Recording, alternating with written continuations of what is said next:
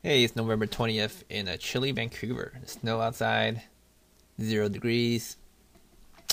Not a bad day, not a bad way to kick off the winter, even though it's still fall right now.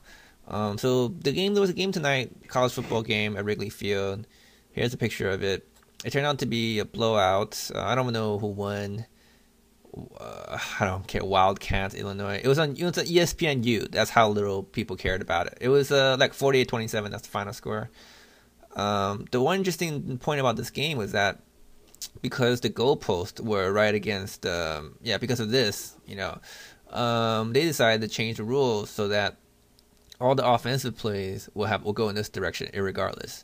So every time somebody, you know, so they had to constantly change directions always. Just offensive team always go this direction, which meant that all the people sitting here were kind of screwed because they didn't have a good view of the game. And this is the way they used to do it back in the day when the Bears played there up until 1971. But they stopped doing it this way for this time because of this. There's actually a problem. You can't see it too well in this picture. This is a better glimpse of it. Okay, we're getting closer. Yeah, so the way they used to do it back in the day in the old Wrigley Field, this corner was a problem because it created like a very, very short end zone. And I think this is even more dangerous than the way it was before, right? So basically, yeah. So if you ever so as a Mets fan, I've always wondered why the Mets have struggled so much in my whole life, right? And I've always blamed on the owner, and now it's becoming kind of blatantly obvious, specifically what it is about these owner decisions that have doomed the Mets, right? So you had Frank Cashin, who was fairly successful. I mean, look, he won a championship, right? And he built another division winner, but the team kind of underachieved for the most part in the 80s. He was a winner. He won once, right?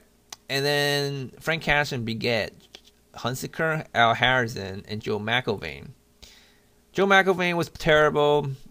Al Harrison, I think he might have been the general GM for a while, but he wasn't very memorable to me, good or bad. Jerry Hunsaker, I don't know if the Mets ever gave him a chance, but he became a pretty good GM, I believe, with the Astros, and now I think he's doing good work for the Rays. And then Jerry Hunsaker begat, look at this, Steve Phillips, Jim Duquette, who's like this great ESPN guy now, but not much of a GM. Omar, John Ricco. Oh man, this just makes the whole Sandy Allison. I don't know how to pronounce it. Allison. That make the whole Sandy hiring so much better. Cause look at the people that Sandy begat. Billy Bean, Jocketty. These are like the top people in the major leagues. Let's see. That's one more thing. Oh yeah, the Heat lost again. There's gonna be a lot of news about that. The Heat suck. Look, I know Dwayne Wade didn't play, but they're a joke. I mean, I'm like I've lost so much interest in the NBA season because the Heat are just a total fraud.